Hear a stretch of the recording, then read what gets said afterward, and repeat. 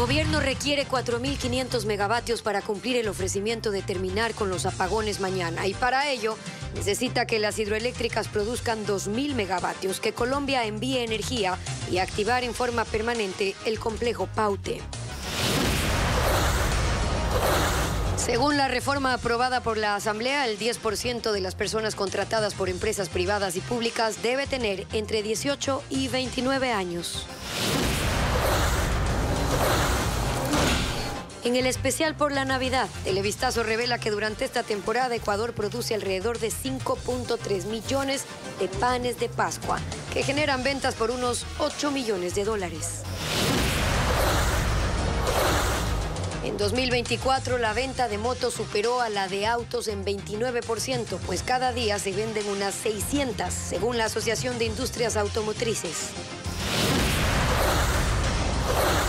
Agentes de tránsito de Babahoyo fueron extorsionados por la banda criminal Los Lobos y durante 6 meses fueron obligados, según la policía, a depositar $500 cada uno en cuentas bancarias.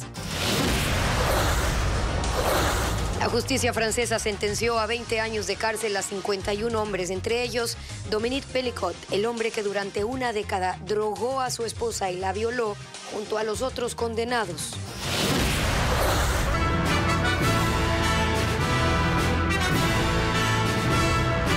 Buenas tardes, amigos. Iniciamos con la información este jueves 19 de diciembre del 2024, a un día del fin de los apagones, según lo indicado por el presidente Noboa. Gaby. Buenas tardes, Steffi y amigos, bienvenidos. Así es, una promesa que los ciudadanos esperan pueda ser cumplida para retomar con normalidad sus actividades.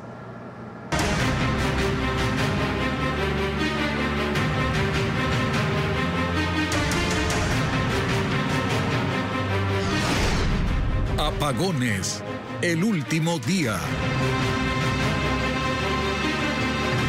Desde mañana no habrá apagones en Ecuador, según ofreció el presidente Daniel Noboa. Para sostener la medida, el país requerirá tener disponibles 4.500 megavatios. Francisco Garcés cuenta cómo está la generación de energía previo a que se eliminen los cortes eléctricos.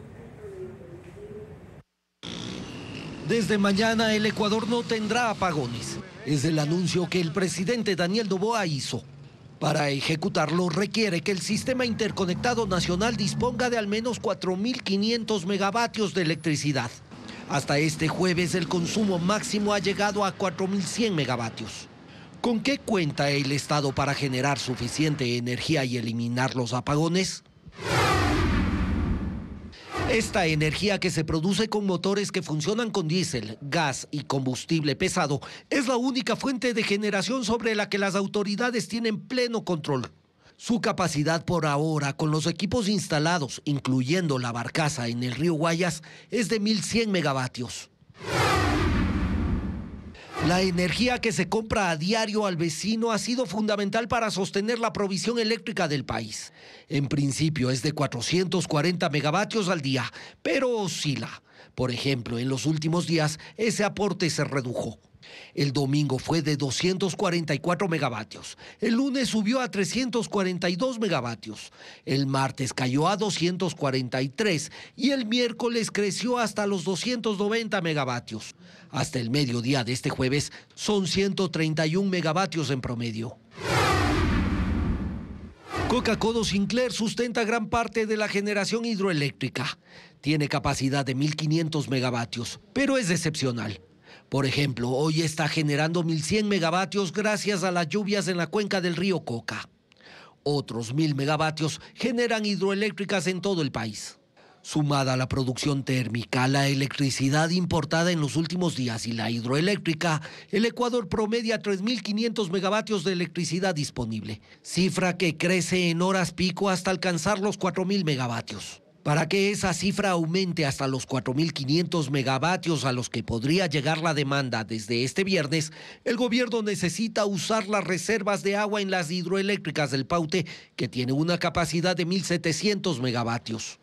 Si todo lo anterior funciona, SELEC necesitará usar por lo menos 500 megavatios del complejo Paute. Y para que sus reservas de agua no se sacrifiquen, requerirá que las lluvias se mantengan constantes los próximos días, como lo ha pronosticado el INAMI. Cifras oficiales registran un superávit histórico en la balanza comercial del Ecuador que supera los 5.500 millones de dólares. Las exportaciones han tenido un crecimiento importante este 2024 y en paralelo el país dejó de importar considerablemente. Ello da cuenta de una reducción en las inversiones y en las capacidades productivas. Lenín Artieda con los detalles. La balanza comercial es el indicador que mide la relación entre las exportaciones y las importaciones de un país en un tiempo determinado. Las cifras oficiales hasta el mes de octubre dan cuenta de un superávit en ese registro. Las exportaciones estaban en 28.252 millones de dólares, un 8.6% más que en el mismo periodo del año anterior. Mientras que las importaciones alcanzaban los 22.734 millones, un 6.3% menos que en los primeros 10 meses de 2023. La diferencia permite registrar un superávit de la balanza comercial de 5.518 millones de dólares. Y aquí cabe una primera pregunta. ¿Es esto una buena noticia? Una buena noticia que las exportaciones les ha ido relativamente bien, y por una mala noticia que la economía interna está muy deprimida, y eso se ve reflejado en una caída generalizada de importaciones. La caída de las importaciones en el Ecuador no es una cosa de ahora. Revisando las cifras, se puede observar que en el periodo enero-octubre de 2022, la compra de bienes extranjeros se ubicaba en 25.223 millones de dólares. En 2023, cayeron a 24.266 millones. En 2024, la cifra es la referida anteriormente, 22.734 millones. Ahora, ¿qué evidencia que el Ecuador importe menos? Implica que hay una debilidad en el consumo de los hogares, por eso caen las importaciones de bienes de consumo. Implica que la inversión está debilitada y por eso caen las importaciones de bienes de capital, de maquinarias, de equipos. Y que la producción también está debilitada y por eso cae la importación de insumos. La importación de materias primas en 2024 iba hasta octubre en 7.295 millones de dólares, un 8% menos que en 2023. Los bienes de capital llegaron a 4.703 millones, un 7.1% menos. Los bienes de consumo estaban en 4.984 millones. Una caída de 8.5%. Según Alberto Acosta Burneo, la relación entre exportaciones e importaciones debe ser equilibrada, con diferencias mínimas por todo lo que ello implica para el funcionamiento de una economía como la ecuatoriana. Lo importante no es acumular superávits comerciales, lo importante es generar bienestar. Ahora, esos 5.500 millones del superávit en la balanza comercial se encuentran en el país. Se reflejan en el incremento de la liquidez de la economía, en el crecimiento de los depósitos. Sin embargo, estos todavía no se convierten en créditos. Los apagones y los tiempos electorales impactan en el apetito de los consumidores y se espera que a mediados del próximo año esos incrementos de liquidez y depósitos se reflejen en la economía real. Un paquete de reformas aprobadas en la Asamblea Nacional dispone que el porcentaje mínimo de trabajadores entre 18 y 29 años no podrá ser menor al 10% de la nómina de una empresa. Y además, elimina el periodo de prueba en este tipo de contrataciones. El documento fue enviado al presidente de la República para su revisión, como lo detalla Adriana Bermeo. La Asamblea Nacional aprobó una ley que obliga a la contratación de jóvenes en el sector público y privado. Es un paquete de reformas que modifica 3 leyes: el Código de Trabajo, la Ley de Servicio Público y la Ley de Empresas Públicas. Plantea 4 cambios. 1. El 10% de los empleados de una empresa deberá estar conformado por jóvenes entre 18 y 29 años. 2. No habrá periodo de prueba para este tipo de contratos. 3. La empresa deberá asegurar la capacitación de los empleados jóvenes. 4. El empleador dará facilidades a los jóvenes para que estudien mientras trabajan, con contratos de jornada parcial con el salario proporcional a la duración de esa jornada. No se establece un plazo para el cumplimiento. El ponente de la ley explicó que eso se considerará en el reglamento. Y la idea es que de aquí a 6 meses las empresas que no cumplan con ese 10% ya obtengan estos nuevos empleados de 18 a 29 años, pero lo estamos reglamentando porque algunas empresas no tienen la capacidad de pagar más empleados. El Ministerio de Trabajo hará inspecciones trimestrales. En caso de incumplimiento, habrá sanciones económicas. Las reformas aún no están vigentes, se encuentran bajo el análisis del presidente de la República. La entrega de cerca de 80.000 cocinas de inducción que estuvieron embodegadas por más de una década implica para el país una demanda energética extra de alrededor de 130 megavatios. Paralelamente, el gobierno anunció que se encargará de cubrir los gastos de instalación de las cocinas.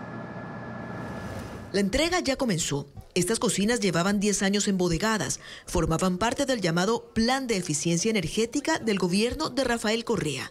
Ahora hay nuevos beneficiarios que tendrán cubierto incluso el costo de instalación. Si el cliente, por ejemplo, requiere que se haga la instalación, CENEL, con nuestros servicios de instalaciones, hacemos la instalación a 220 voltios a la casa. Es que para poder usar una cocina de inducción hace falta una instalación especial. Casi todos los hogares ecuatorianos tienen ya un medidor de 220 voltios, pero no es suficiente. Desde el medidor hacer una cometida especial para llegar hasta el sitio donde va a ser instalada la cocina de inducción. Hay que instalar igualmente, hay que dejarle con la protección adecuada, hay que verificar una puesta a tierra que corresponda. Deben ser instalados por personal calificado. ¿Cuánto puede costar una instalación? Depende de algunos factores, como la distancia desde el medidor hasta el punto donde se conectará la cocina o la dificultad de acceso al lugar. Pero un promedio podría ser unos $100 por instalación. Eso significaría que para instalar 80.000 cocinas haría falta unos $8 millones. Aunque desde CENEL se ha dicho que solo se hará la instalación a quien lo solicite. Y si no lo requiere, él automáticamente en el link de la plataforma del MIES dice no se lo requiere. Otro punto a tener en cuenta es que el funcionamiento de 80.000 cocinas de inducción nuevas implica una demanda energética extra importante para el país, justo en época de escasez de energía. Se tiene estimado aproximadamente unos 130 megavatios el ingreso de estas cocinas, pero es de manera progresiva. Entonces, creemos y se proyecta mucho, en este caso el SENACE, la generación de energía que es SELEC, es de que con la entrada de la nueva generación poder suplir. En las cocinas de inducción hace falta utilizar ollas y sartenes de acero, que también serán entregadas gratuitamente a los beneficiarios. En Francia, la justicia impuso la pena máxima de 20 años de prisión contra Dominique Pelicot, el hombre que drogó durante una década a su entonces esposa para violarla junto a decenas de desconocidos. Termina así este juicio que comenzó en septiembre y que captó la atención de todo un país. Iliana Suárez nos informa. Es un caso insólito que sacudió a la sociedad de Francia y que ha llegado a su fin. El juez sentenció a Dominique Pelicot a 20 años de prisión, la condena máxima en casos de violación grupal. La pena no es solo por abusar de su entonces esposa Giselle, sino por captar y distribuir imágenes de carácter sexual de su hija Caroline y de sus nueras. Desde el año 2011 hasta el 2020, Dominique Pelicot atrajo a través de internet a decenas de hombres para que abusaran sexualmente de su mujer, mientras ella estaba inconsciente por las drogas que él mismo le suministraba. El sujeto fue atrapado por la policía cuando tomaba fotos por debajo de las faldas de mujeres en el supermercado en septiembre de 2020. Cuando un agente revisó su celular, hallaron videos en los que estos hombres abusaban de su esposa. La víctima, Giselle, de 72 años, rechazó que el juicio se celebrara a puerta cerrada. Quiso que todo el mundo conociera su caso y hoy es un ícono feminista en Francia. Usando la frase "que la vergüenza cambie de bando", insta a todas las mujeres a no callar y denunciar sin miedo a sus abusadores. Es con profunda emoción que hablo hoy ante ustedes. Este juicio fue una experiencia muy difícil. Pienso en mis hijos, en mis nietos y en mis nueras, pero también en todas las víctimas desconocidas, cuyas historias siguen sin contarse. Quiero que sepan que compartimos la misma lucha. La justicia también declaró culpables a los otros 50 procesados que participaron de las agresiones contra Giselle. El más joven tiene 27 años y el mayor tiene 74. Cuyas condenas oscilan entre los 3 y 20 años de prisión. Pelicot, de 72 años, podrá pedir libertad condicional cuando cumpla 2/3 de la condena. Sus abogados han dicho que consideran la posibilidad de presentar una apelación a la sentencia.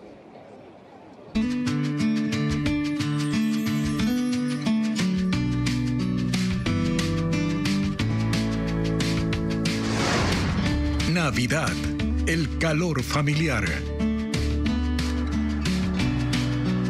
En Ecuador se producen al menos 5,3 millones de panes de Pascua entre industriales y artesanales que generan más de 8 millones de dólares durante la época navideña.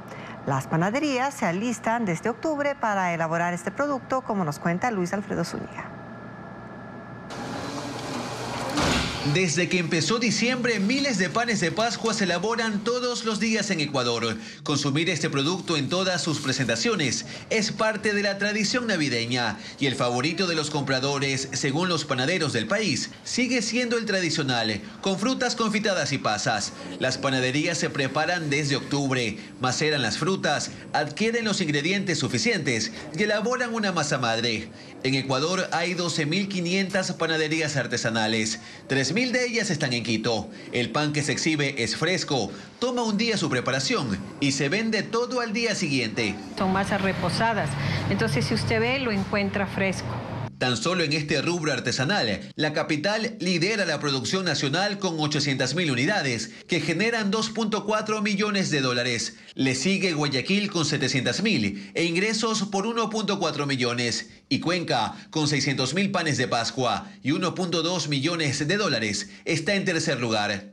En las panificadoras artesanales de la capital Azuaya se levantan más temprano para satisfacer la demanda y su cronograma también se vio afectado este año por los apagones. Sí, retrasó los pedidos. Empezamos a trabajar desde el 5 de diciembre. Años pasados se trabajaba desde el 20 de noviembre, un aproximado. En el 2024, las panaderías artesanales en el país elaborarán 4.3 millones de panes de Pascua, que dejarán 8.6 millones de dólares en ventas, según el gremio. Diciembre es el mejor mes para los panificadores. Se suma la producción industrial, que se vende masivamente en autoservicios. En el sector industrial, la producción de pan de Pascua arrancó en octubre. En panaderías como California, iniciaron con 2.000 panes por día, pero en diciembre esa cifra aumenta a 3.500.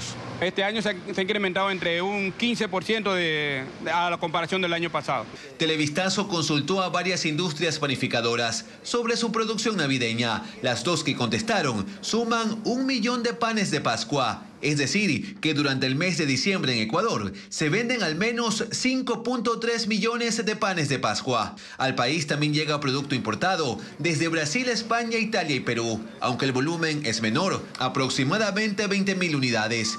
El pan de Pascua, además de ser parte de la gastronomía tradicional en Navidad, es un motor de la economía de Ecuador en diciembre. En Ecuador se venden alrededor de 600 motos por día. Así lo reveló un informe de la Asociación de Empresas Automotrices que indica que en 2024 la venta de motos ha aumentado en un 9% en comparación al 2023. Hay 3 provincias de la costa que lideran la cantidad de venta de motos en el país. Aquí las cifras. Hasta noviembre se han vendido 200.000 motos, un 9% más que el año pasado. La región costa lidera la venta, Guayas con el 32%, Manabí con el 12% y Los Ríos con el 11%, seguidas por Pichincha con el 10%. Esas cifras incluyen motos, tricimotos, cuadriciclos y cuadrones. En el top 5 de mayor demanda hay motos de fabricación china, nacional y de la India. Este año la gama media es la que más ha crecido en un 19% y sus precios oscilan entre 3.000 y 8.000 dólares. Las de gama baja han aumentado en un 8% y están entre 1.500 a 3.000 dólares. La venta de motos de gama alta cayó un 10%, también comparado con 2023. La importación de motos creció igualmente en un 44% y el informe de la Asociación de Empresas Automotrices del Ecuador suma aquellas que llegan al país armadas y las partes que son aquí ensambladas. Mayo fue el mes en que más motos se comercializaron, un total de 21.984. En la región, Brasil tuvo el mayor crecimiento de ventas de motocicletas con 19%, seguido por Colombia con el 18%, Ecuador 9%, Perú 3.4%, mientras que en Chile y Argentina decreció este mercado en 12 y 1% respectivamente. Este año, en Ecuador se compraron más motos que autos, cuya venta bajó en un 20%. Algunas de las razones son porque las motos son más económicas, más prácticas y miles son utilizadas para el servicio de delivery. Los equipos complementarios para los proyectos termoeléctricos Salitral y Quevedo deben arribar a Ecuador hasta el 15 de enero del próximo año. Es decir, que la incorporación de 150 megavatios aún es incierta. Diego Cuenca describe cuáles son esos componentes que faltan y que están viajando vía marítima hacia Guayaquil. El buque, que trae los equipos complementarios desde Estados Unidos, debe arribar a Ecuador entre el 24 de diciembre y el 15 de enero, según el Ministerio de Energía. Esos aparatos son para la termoeléctrica Quevedo en Los Ríos y Salitral en Guayaquil, que ya tiene 23 de 29 generadores que deben ser instalados. Los equipos son medidores de voltaje, frecuencia y potencia, transformadores eléctricos, herramientas de ingeniería para sistema de control, cables de programación y software, suministro de repuestos como baterías, lubricantes, bujías, fusibles, interruptores y pantallas táctiles para el control máster digital. Ese último servirá para la casa de máquinas, que monitorea el funcionamiento de los generadores en simultáneo. Según Progen, todos los componentes fueron fabricados en el 2023. Por ahora, en la planta de Progen en Florida, Estados Unidos, permanecen los 6 generadores que faltan y están en pruebas finales para enviarlos a Guayaquil. También están los 20 generadores de la termoeléctrica de Quevedo, que debieron ser inspeccionados este miércoles por una delegación de SELEC para concretar su envío. Sin embargo, ni el Ministerio de Energía ni la compañía estadounidense han confirmado si se concretó esa diligencia, que desde agosto retrasa el avance de ambas obras de 150 megavatios. Antes del grupo criminal Los Lobos, que fueron capturados por la policía, extorsionaban con $500,000 a los uniformados de la Agencia de Tránsito Municipal de Babahoyo en Los Ríos, mientras 2 guardias de seguridad de una terminal portuaria fueron asesinados en el sur de Guayaquil. Merlin Ochoa con los detalles.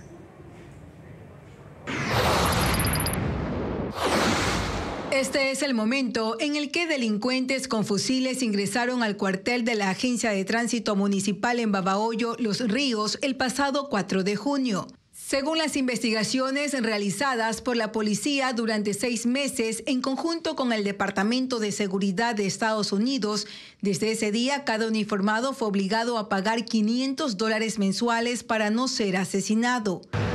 Los agentes explican que las extorsiones eran coordinadas desde la penitenciaría, la cárcel más peligrosa del país, por cabecillas de la banda criminal Los Lobos. Crearon un grupo de WhatsApp en el que los agentes de tránsito tenían que colocar una foto de las transacciones bancarias mensuales que realizaban a una cuenta entregada por la mafia para así evitar ser atacados. Operaban desde la cárcel y 2 casas en el sur de Guayaquil. Manejan alrededor de $500,000 en las extorsiones que las venían realizando a estos funcionarios.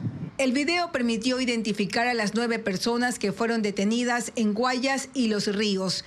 Además de la extorsión, también se dedicaban al tráfico de armas, municiones y explosivos, droga y sicariato.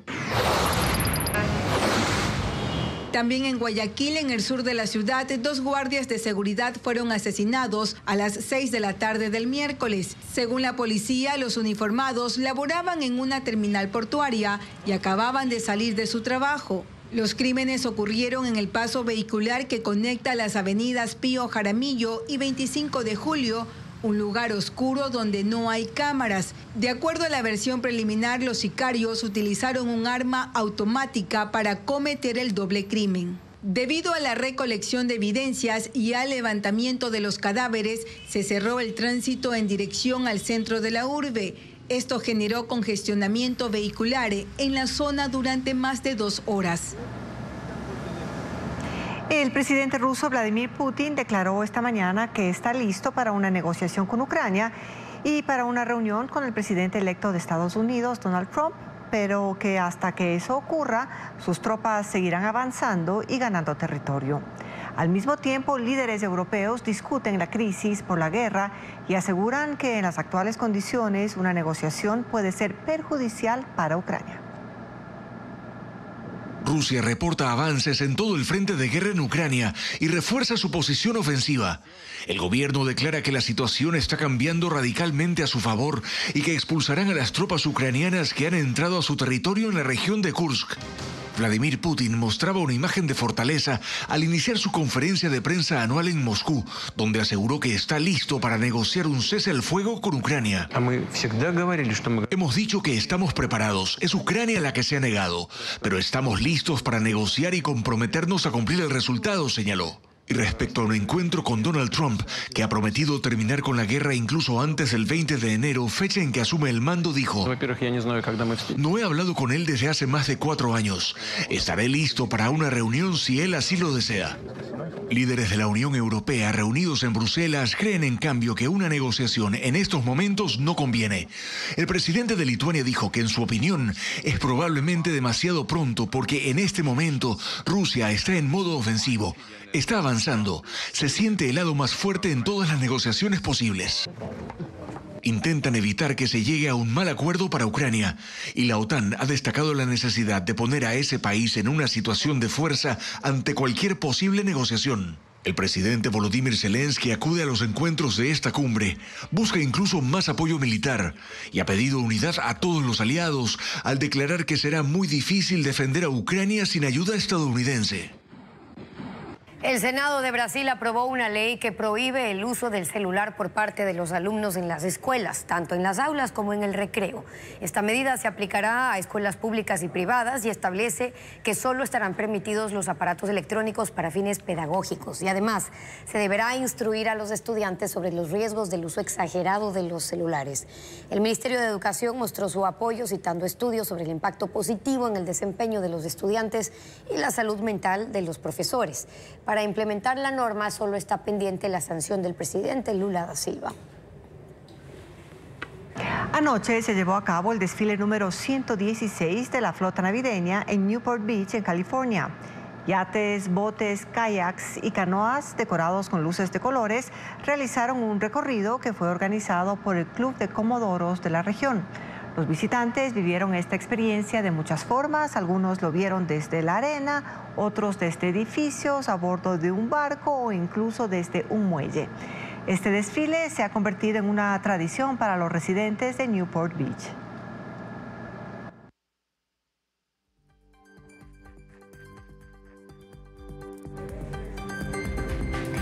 Esta tarde en la sierra habrá temperaturas entre 17 y 24 grados centígrados. El índice de radiación ultravioleta será 9, lo que se considera muy alto.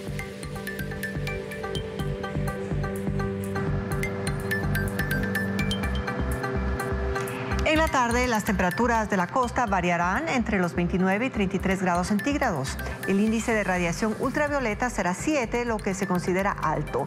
El cielo estará parcialmente nublado. Por ello, evite exponerse al sol y use bloqueador para proteger su piel.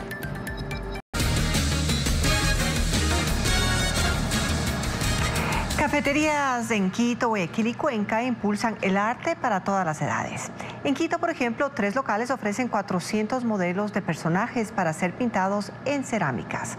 Entre las figuras constan películas infantiles.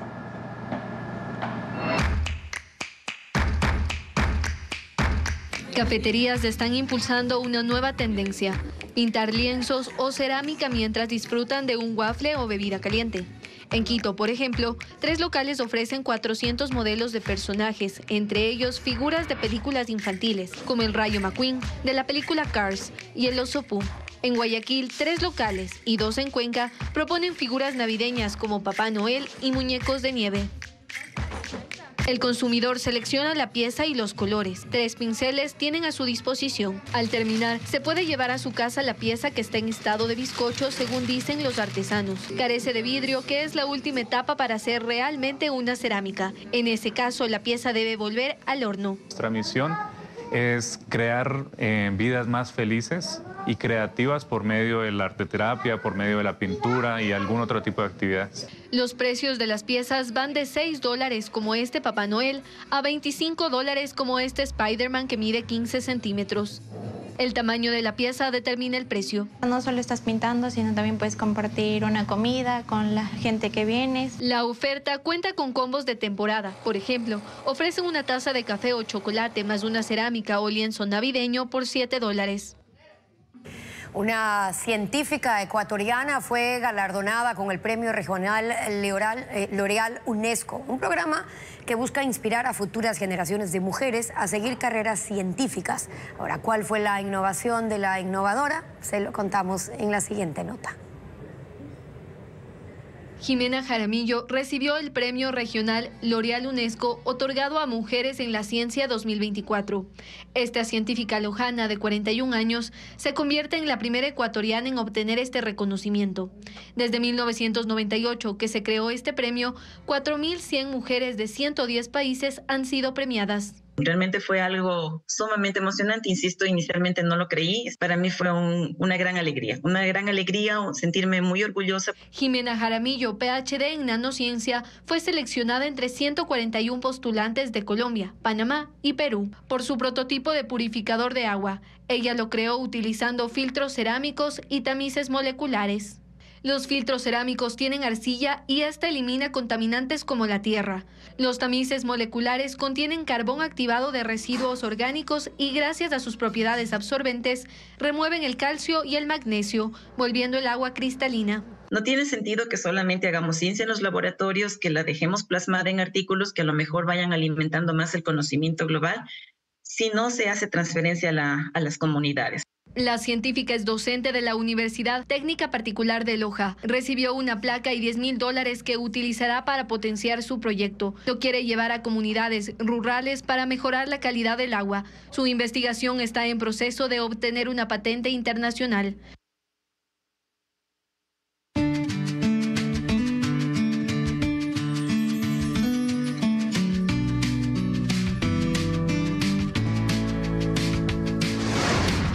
Navidad, el calor familiar.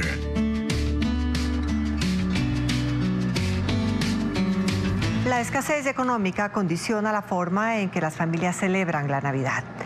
Hay para quienes esta fecha es sinónimo de preocupación porque los gastos aumentan, pero el dinero no. Es diciembre, casi Navidad. Pero por este sector no hay adornos en los portales, ni lucecitas, ni nada que implique gastar $1 más de lo estrictamente necesario. Porque la situación del país no ayuda. Mi esposo está sin trabajo. No son muy buenos los ánimos ahora. Pero, ¿cómo se le quita la ilusión a un niño? ¿Cómo se le dice que por culpa de la pobreza no habrá celebración? Ellos solamente piensan en que hay que ponerse ropita nueva, zapatos para Navidad, fin de año, pero en sí ellos no saben de dónde los papás sacan. Por ejemplo, mi hija, la más pequeña, cuenta todos los días. ¿Cuántos días faltan? Y nos dice a todos, faltan tantos días para Navidad. Una vecina les prestó un árbol y algunos adornos, y así ahora la Navidad se siente en casa. Y sí, es verdad que estas fechas no deberían tratarse de cosas materiales, sino de unión familiar. Pero Carla, como cualquier madre, odia pensar en desilusionar a su hija. Quiere complacerla, al menos el día de Navidad. Porque ella pidió un vestido. Entonces ella quiere ponerse su vestido. Ella ni siquiera sabe si se lo van a poder comprar o qué sé yo. En realidad, Carla tampoco sabe si se lo va a poder comprar. Sus ingresos y los de su familia provienen de esta pequeña tienda que abrió en su casa. Así que su Navidad entera, incluyendo la cena, depende de las ventas que haga ese día. Entonces, si es que hay cómo hacer la cena, sería chancho. Aunque si las ventas no estuvieran buenas, hay plan B. De ley tiene que haber una cena porque igual no se van a acostar a dormir sin comer. Ahí tendría que elegir entre el chocolate y el pancito o el pollito. Pero al menos estarán todos juntos. Carla, su esposo, sus 4 hijos y hasta su hermana que vive con ellos. Cenarán en Nochebuena y al día siguiente, tempranito, abrirán la tienda. Porque hay que trabajar y ganarlo del día, aunque sea Navidad.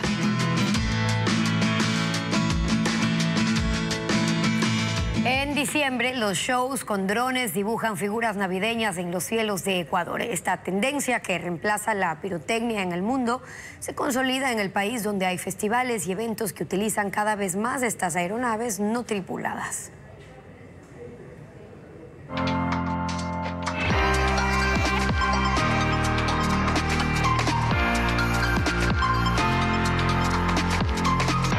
Irrumpen en el cielo nocturno.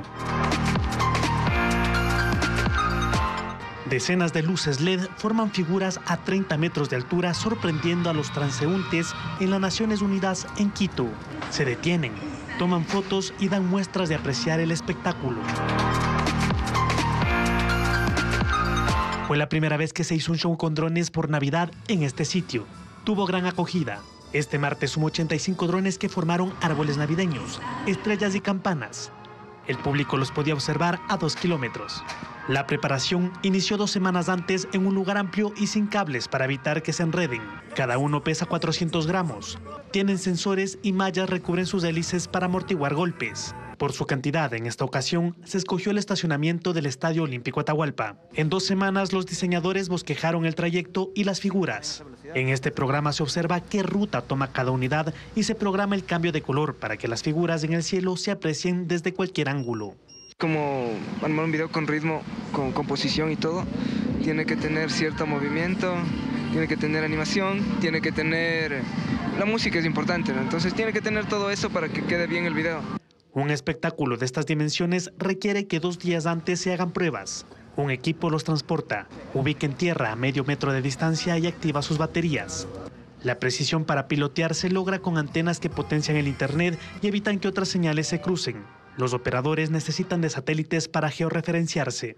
Utilizamos un satélite americano, un satélite ruso, un satélite japonés para poder triangular y que la perfección del vuelo pues sea la mejor.